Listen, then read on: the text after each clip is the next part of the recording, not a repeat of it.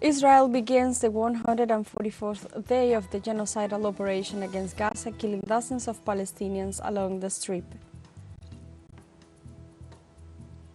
The Federal Justice of Argentina ruled in favor of the province of Chubut and forced the national government to suspend the cutback of co-participation funds. And in Poland, tens of thousands of farmers took to the streets of Warsaw to protest against the European Green Pact. They are demanding tighter controls on agri-food imports from Ukraine. Hello and welcome to From the South. I'm Alejandra Garcia from teleSUR Studios in Havana, Cuba. We begin with the news.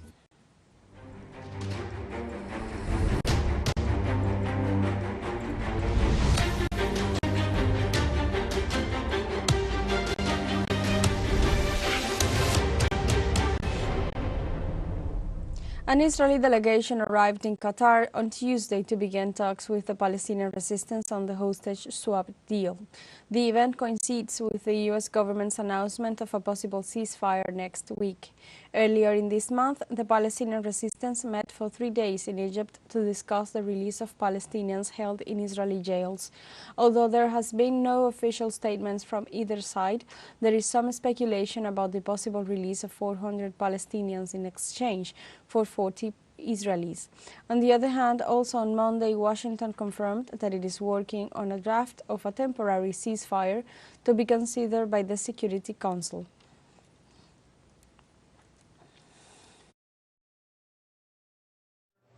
Well, I hope by the beginning of the weekend. The end of the weekend. At least my national security advisor tells me that we're close. We're close. It's not done yet. And my hope is by next Monday we'll have a ceasefire. Israel begins the 144th day of the genocidal operation against Gaza, killing dozens of Palestinians along the Strip. New attacks brought the death toll to 29,782. More than 80% are women and children.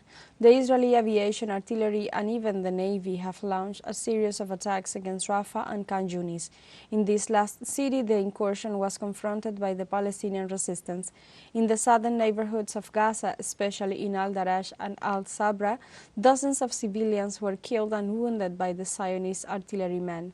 According to Gaza medical sources, the number of wounded has risen to 70,782, while the new active hospitals are losing capacity due to the ongoing siege.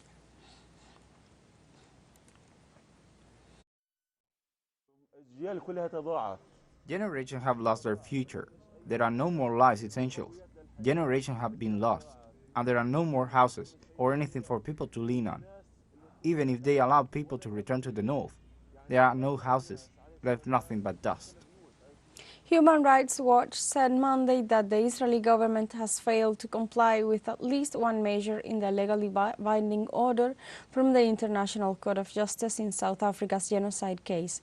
On January 24th, the International Court of Justice ordered Israel to take immediate and effective measures to enable the provision of urgently needed basic services and humanitarian aid to Gaza and to report back on its compliance within a month. However, 30 days after, Israel continues to obstruct the provision of basic services and the entry and distribution of fuel and life-saving aid in Gaza. According to the United Nations Office for the Coordination of Humanitarian Affairs, fewer trucks have entered Gaza and fewer aid missions have been permitted to reach the northern part of that region in the several weeks since the ruling that in the weeks preceding it. Israel has tried to silence the carnage it is carrying out in Gaza, killing journalists. In memory of the 132 who have been murdered, a protest was held on Monday. We will continue to approach the international courts to denounce the leaders of the occupation, to achieve results that will give us the ability to make the occupation and its leaders pay for the crimes perpetrated against Palestinian journalists.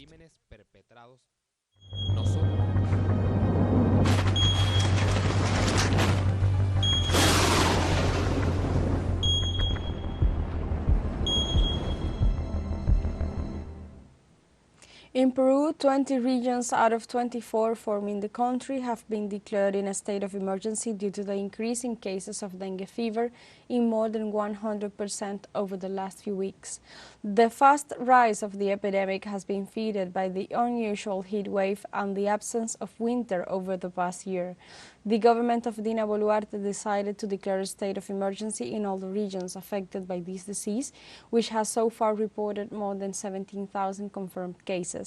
The Minister of Health, Cesar Vázquez, revealed that so far 32 people have died of the disease and 8 more cases are under investigation.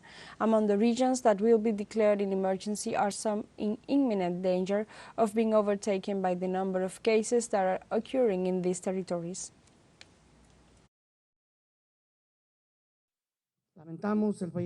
We regret the deaths of 32 nationals confirmed as a result of this cause, and there are 8 more deaths under investigation. The unusual heat wave and the absence of winter in the last year have created a perfect scenario for the spread of this disease.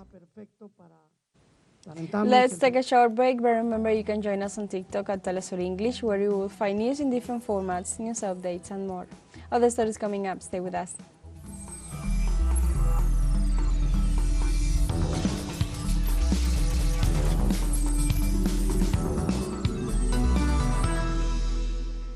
Welcome back. The Federal Justice of Argentina ruled in favor of the province of Chubut and forced the national government to suspend the cutback of co-participation funds.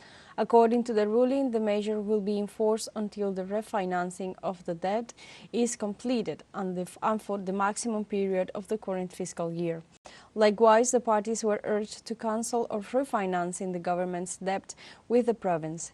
The judicial measure was taken after the governor of Chubut, Ignacio Torres, demanded the return of more than $16,000 that the state withheld from the co-participation funds and which originated the conflict with the governors.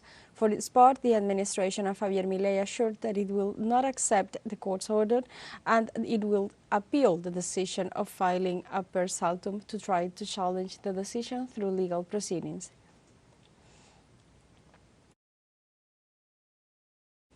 The governor of the Argentine province of Tierra del Fuego have declared that the province would paralyze oil and gas output for 24 hours as an act of protest against the cut of funds that President Javier Milei did on the jurisdiction. The 5 governors of the Patagonian regions held a meeting after the decision from the Milei administration to withhold the transference of around $15 million in federal taxes revenues that Chubut's province had to receive. The Chubut's governor Ignacio Torres affirmed in a statement co-signed by the 5 other provincial governors that the provinces existed before the nation and deserve respect and that nobody can subjugate them nor extort them by threatening to restrict public funds that belong to them by right.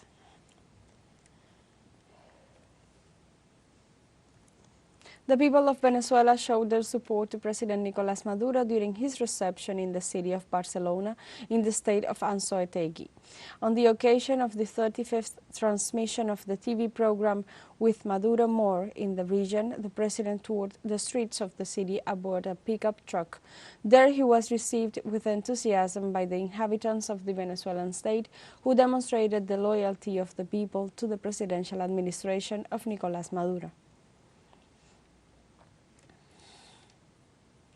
In El Salvador, although the electoral silence has not yet begun, the candidates closed their electoral campaigns for the municipal and Central American parliamentary elections to be held next Sunday in the country. This is the case of the current mayor of San Salvador, Mario Duran, who, after the new reform of the municipal councils, is competing to become the first mayor of San Salvador Centro for the ruling party Nuevas Ideas. Likewise, his main contender, Simón Paz, for the Farabundo Martí National Liberation Front, closed his campaign. These elections will be marked by the reduction of the number of municipal councils after a last-minute legal reform approved by the ruling party in the Congress, which reduced the number of municipal councils from 262 to 44. In Haiti, officials from the Congregation Brothers of Sacred Heart announced that 6 of its members and a teacher have been kidnapped while gathered in front of a school in the capital city of Port-au-Prince. The kidnapped victims were working in the congregation's mission at the Jean 23 school, located in the center of the Haitian capital, an area that has been under the control of armed groups. The congregation's religious provincial Agustin Nelson, in a statement, declared that for several years now, absurd and unjustified violence has been harassing the peaceful Haitian people and even those who dedicate their lives to the cause of the most vulnerable. The government of Colombia and the National Liberation Army announced on Monday through a joint statement that they will resume peace talks, that there will be a new cycle in Venezuela. Both sides recognize the progress made to date in the agreements and are committed to jointly address these challenges to ensure the smooth development of the process. In addition, an exhaustive evaluation of the efforts and commitments will be carried out during the 7th cycle, scheduled to take place in the Bolivarian Republic of Venezuela between April 8 and 22nd, 2024. For their part, both delegations expressed their gratitude to Cuba for its hospitality and support, as well as to the guarantor and permanent accompanying countries for their fundamental role in the development of the negotiations. And also in Cuba, President Miguel Díaz-Canel received Nikolai Patrushev, Secretary of the Russian Security Council, at the Palace of the Revolution in Havana on Monday to discuss fundamental issues of binational cooperation. The head of state assured that the secretary arrived on the island at a good moment. Accompanied by members of the political bureau, he received the Slav delegation in the second high-level visit from Moscow in less than a week. Patrushev, who also met previously with Raúl Castro, president of the Cuban Council of State, highlighted the strategic level of the agreements in all sectors. President Díaz-Canel ratified the consolidation of ties. The head of state also celebrated that charter and regular flights between the two countries have been expanding, in addition to the fact that Russian tourism is the one that had the highest growth in 2023 in Cuba. Russia is currently the third largest emitter of tourists to the island.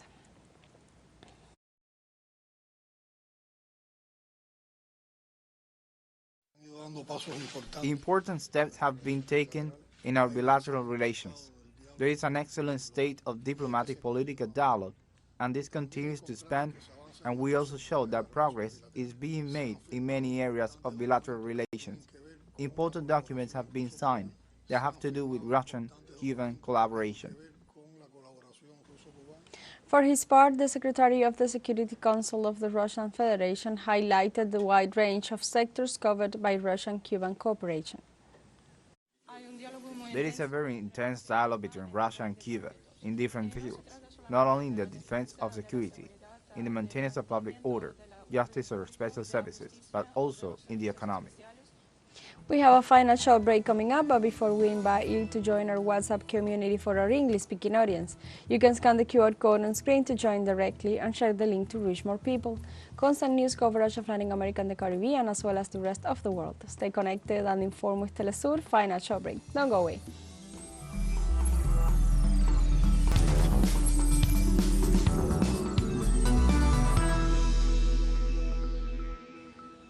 Welcome back. In Poland, tens of thousands of farmers took to the streets of Warsaw to protest against the European Green Pact. They are demanding tighter controls on agri-food imports from Ukraine. Farmers across Europe have been protesting for weeks over what they see as overly restrictive environmental rules, competition from cheap imports from outside the European Union, and low incomes. On Tuesday, European Union lawmakers gave the final green light to a landmark bill aimed at protecting nature in the bloc, quashing conservative attempts to torpedo a law that has infuriated European farmers. They bemoaned what they see as overly restrictive environmental rules, competition from cheap imports from outside the European Union, and low incomes. Protests continued Tuesday in Spain, where farmers in the northeastern region of Catalonia rallied near the French border.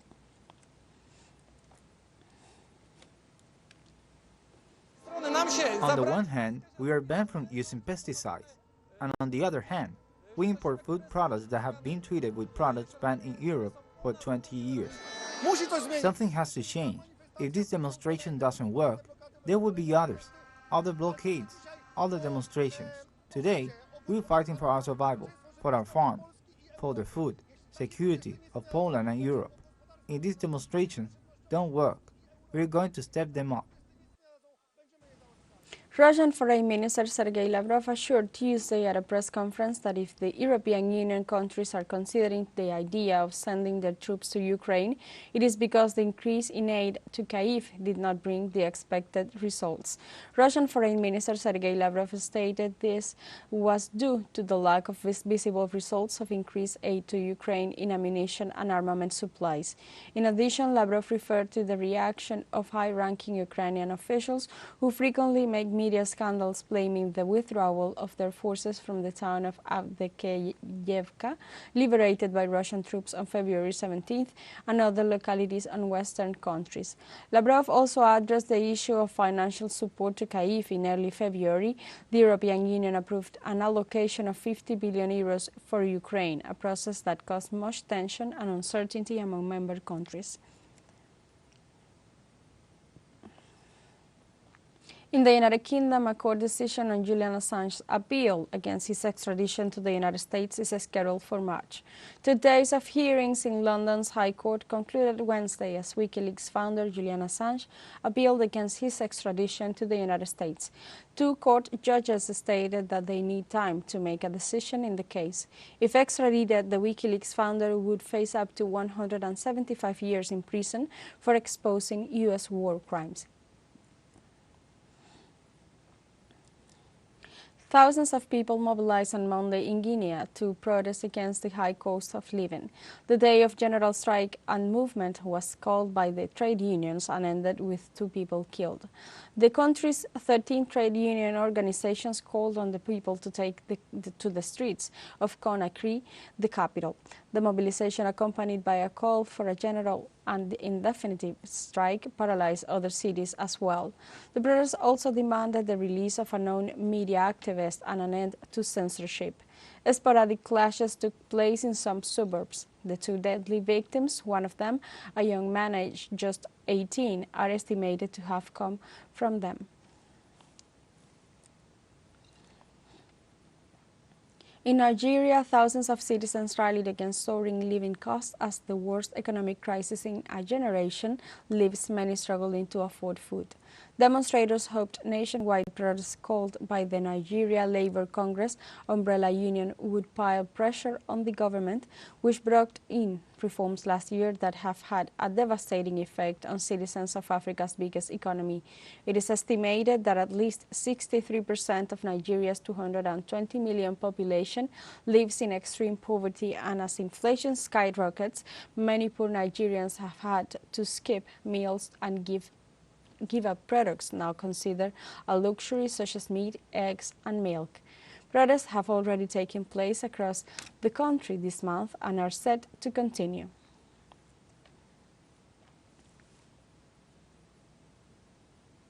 We have come to the end of this news brief, but you can find these and many other stories on our website at telesurenglish.net and join us on social media: Facebook, X, Instagram, Telegram, and TikTok.